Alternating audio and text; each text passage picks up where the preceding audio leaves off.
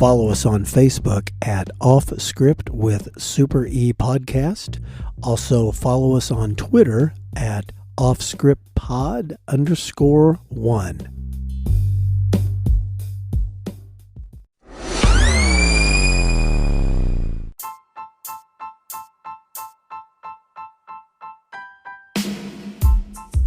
Off Script with Super E recommends listener discretion, as these real but sometimes uncensored stories can be filled with mature content.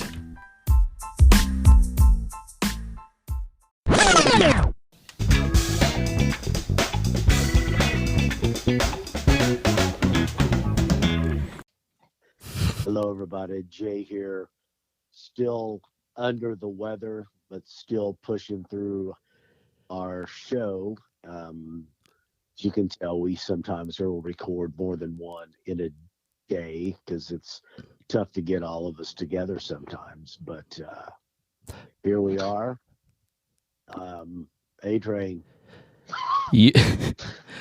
Jay. I feel so bad for Jay. I do too. Jay, you are a trooper, buddy. Yes. God. So just no.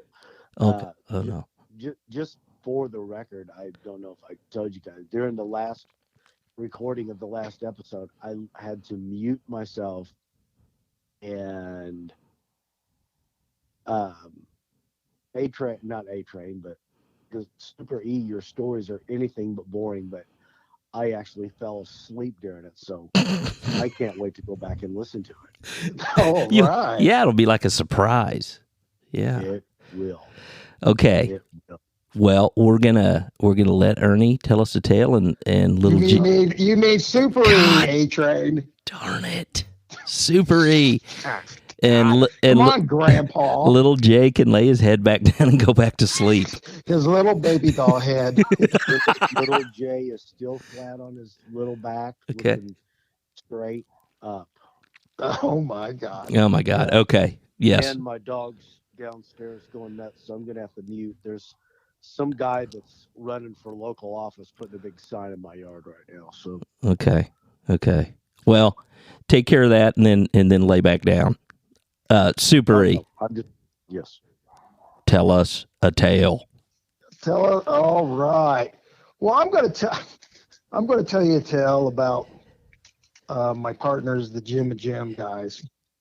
They were old school from the 70s, and they were I was like 29 or 30, so they were in their early 50s, so they seemed like dinosaurs. Like us now. Yes, like we are now. Hell, we're older than they were. But anywho, somehow I got hooked up to make a pound drug buy off this unbelievable, creepy, predator redneck guy.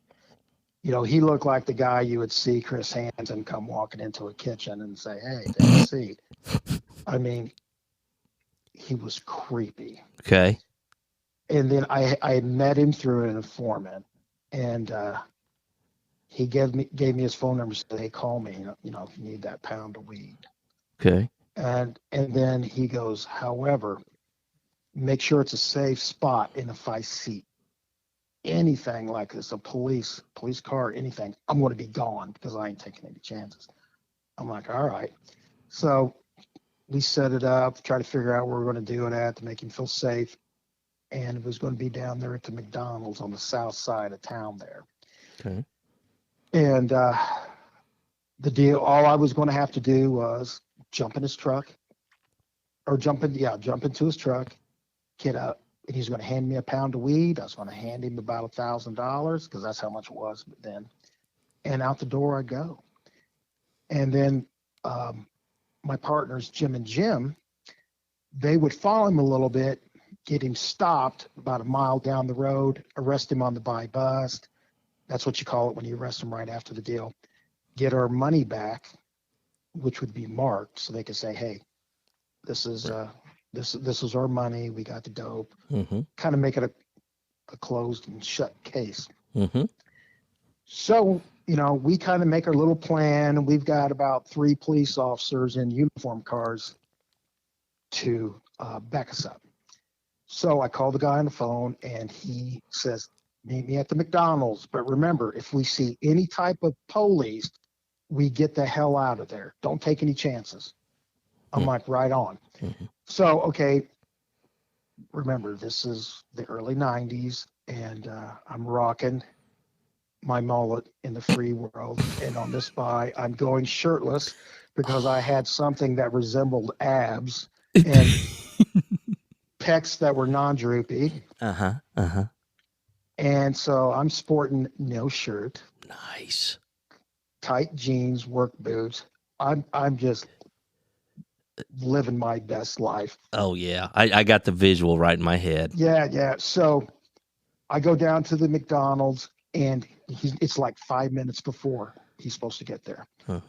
I got like a radio that I hide under the seat. Of course, I'm not going to take it with me, and I'm not going to be able to take my gun because I'm not going to have a shirt on or nothing like that. He's going to be able to see it. But I get on the radio, and I tell the guys, get on the main channel and tell all the other uniform guys who are not involved in this to stay away from the McDonald's in this area. And so when they made that announcement on the radio, the dispatchers also get on there and go, no police cars in the next 10 minutes go anywhere near that place. Okay. So I'm ready to rock and roll. So I'm sitting there, and I'm telling the guys, hey, everything's going cool. I see him. He's coming up. But let me preface something. Jim and Jim, we had just got a brand new car to use. And it was one of those cars. This was new at the time. When you put it in drive and drove away, all the doors locked. Okay. So I will leave it at that. Okay.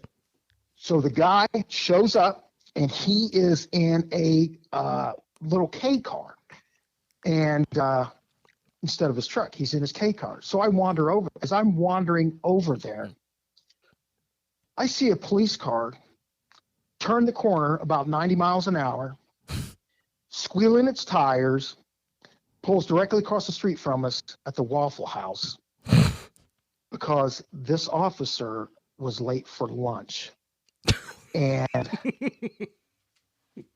And I was like, and it was a female officer who I thought to myself, I think I should have personally contacted her because for some reason I would know if there was somebody who's going to fuck this up on accident, it would be her. So I'm like, fuck!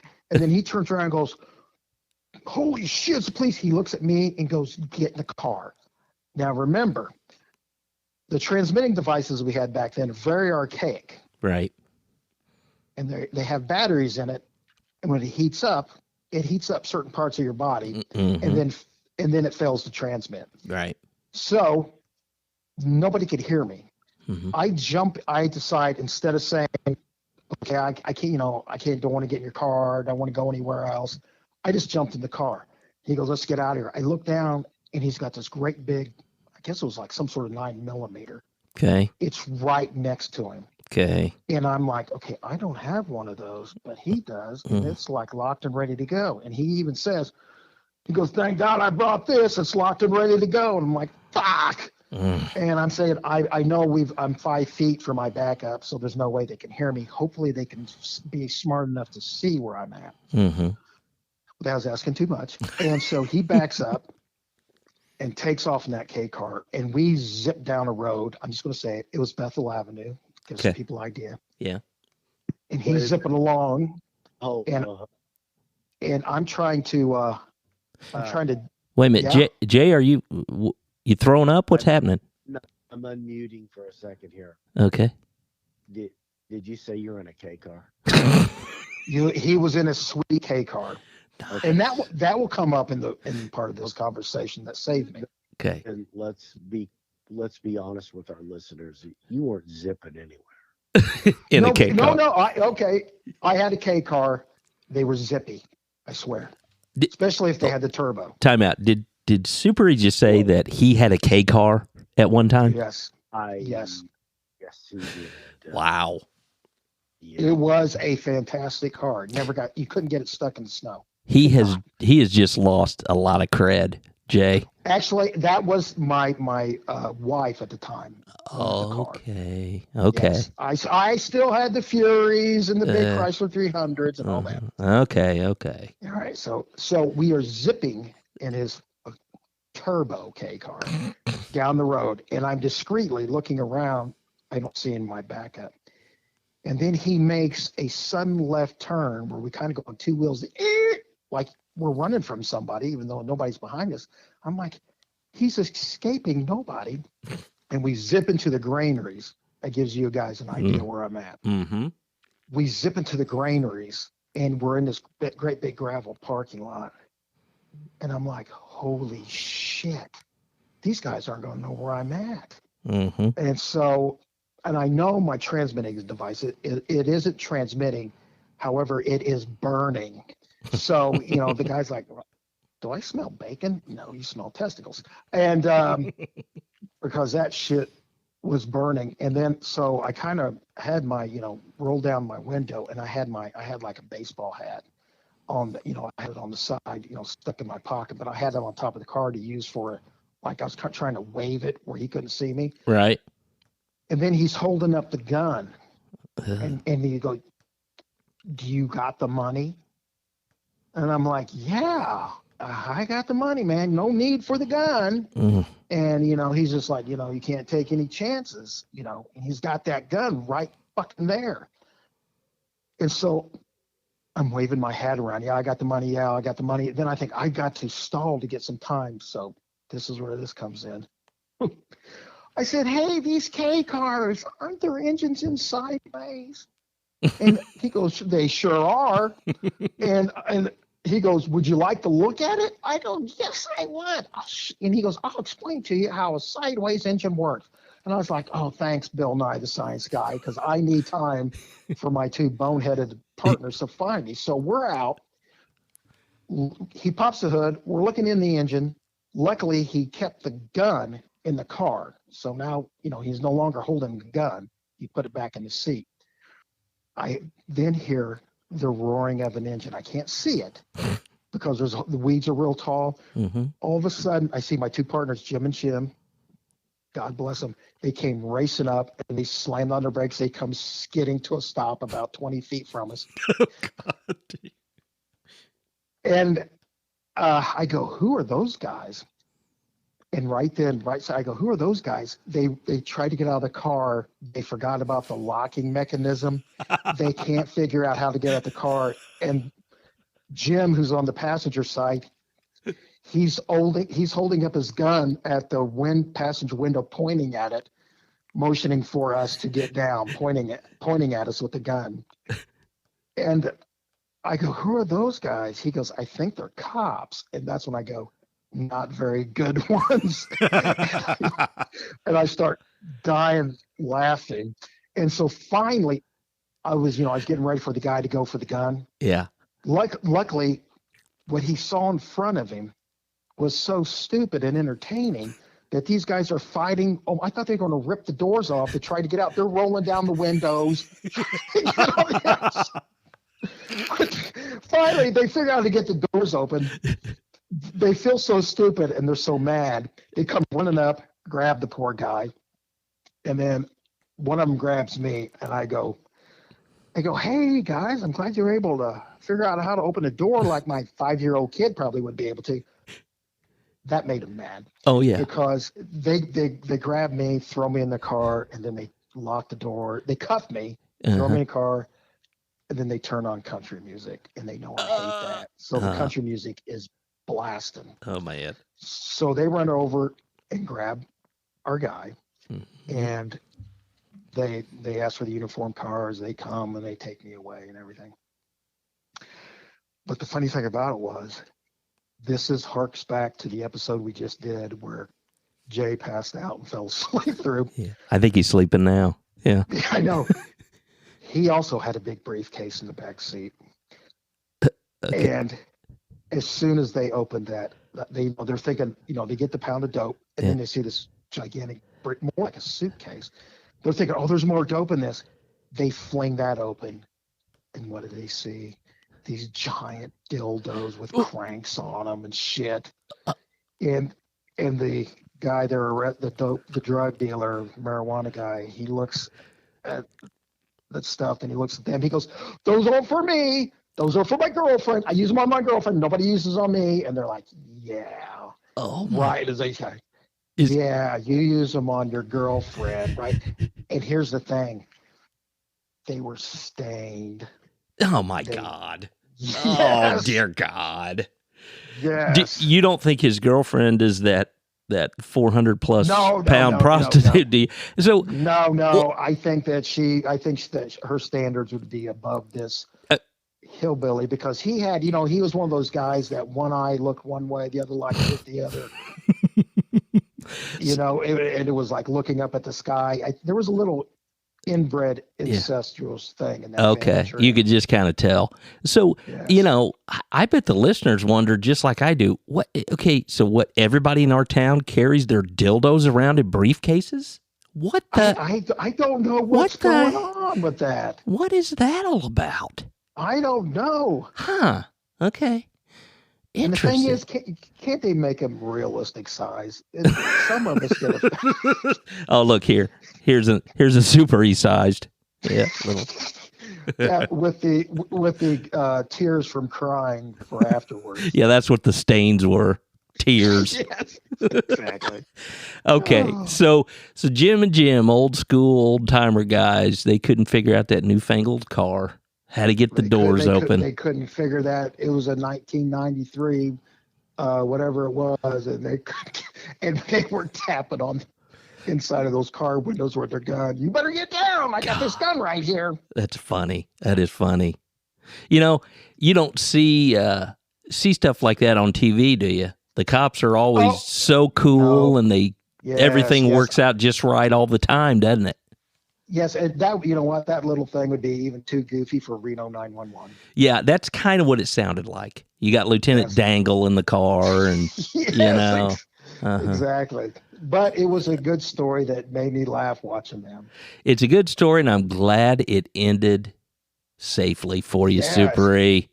Yes, and I thank God Detective Adams was nowhere in sight. Yeah, he would have. You know what? He would have had a flashback of when he saw those dildos. No.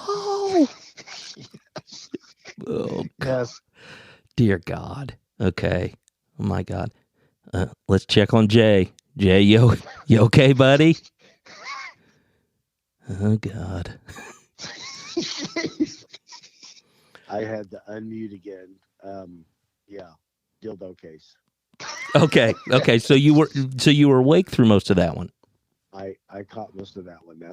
Yeah, very, very well done there, Super E. Well, Jay, I think since you're laid up, we'll send you the complimentary gift of briefcase of dildos. Yes. From the Super E off script. Yes. I think It's the parting gift, like on the game shows.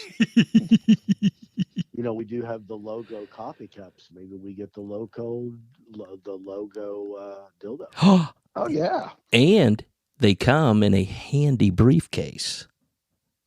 Huh? Unfortunately, if it was for us actual size, it'd only be off script, and that's all you could get on. You couldn't get the rest of it on there. There's not enough. There's not enough You just room get for the off full title. script. Yeah. That's great.